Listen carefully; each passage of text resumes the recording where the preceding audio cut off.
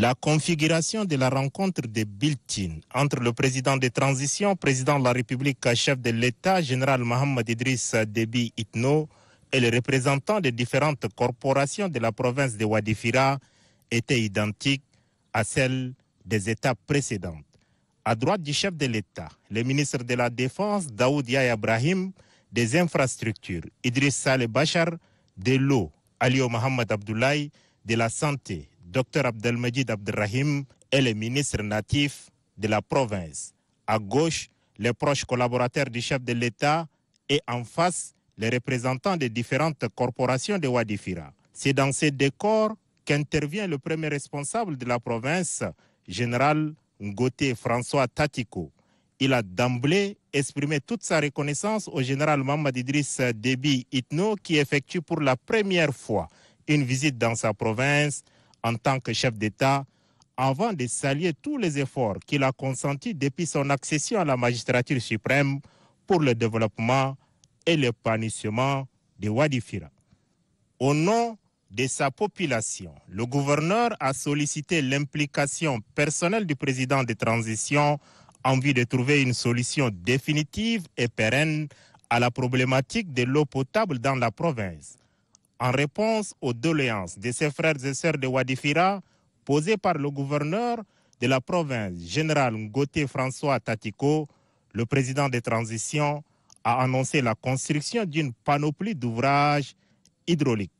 Le ministre en charge de l'eau est instruit de prendre toutes les dispositions nécessaires à l'aboutissement des ouvrages ci-après. 300 pompes en motricité humaine, 25 châteaux, 40 puits pastoraux, 15 forages dotés de stations solaires, 25 micro-barrages, 3 barrages et 15 mares. En termes d'annonce allant dans le sens du développement socio-économique, le chef de l'État a instruit de reprendre les chantiers en arrêt, d'accélérer la finalisation des chantiers en cours de réalisation et d'entreprendre de nouveaux projets.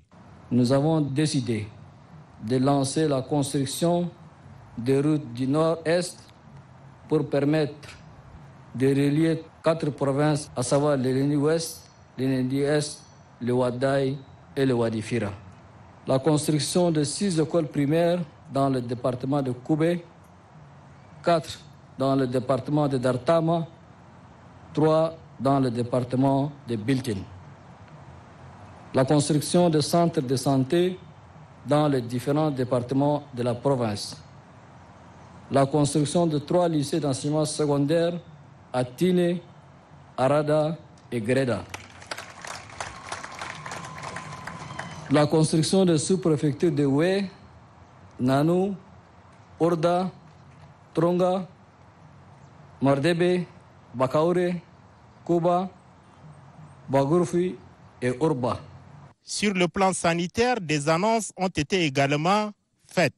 En plus de l'hôpital provincial construit et équipé à Biltine, un laboratoire sophistiqué de biosécurité est en cours de construction et les équipements prévus pour cette nouvelle structure d'analyse médicale sont déjà livrés. Au niveau des autres villes de la province, 4 hôpitaux de district sont en construction, respectivement à Amzouer, à Greda, à Matajana et à Tine. De même, 16 centres de santé sont déjà construits et 12 nouveaux centres de santé sont en cours de construction dans les diverses localités de la province. En total, 115 centres de santé seront dotés en frigo solaire et équipements en chaîne de froid pour la conservation des vaccins pour la population. Dressant le bilan de la transition, phase 2, le chef de l'État dira, je cite, « Nous avons parcouru du chemin. Aujourd'hui, je peux vous dire que nous avançons sereinement et sûrement dans la bonne direction. On peut légitimement se réjouir des avancées enregistrées, notamment la mise en place des instances de suivi de la mise en œuvre des résolutions du dialogue national inclusif et souverain qui sont toutes opérationnelles. La paix et la cohabitation pacifique est un thème que le président de la République aborde dans toutes les rencontres tant en N'Djamena que dans le Tchad profond. Il l'a également fait à Biltine, tout en félicitant les autorités administratives et les chefs traditionnels de la pacification de la province.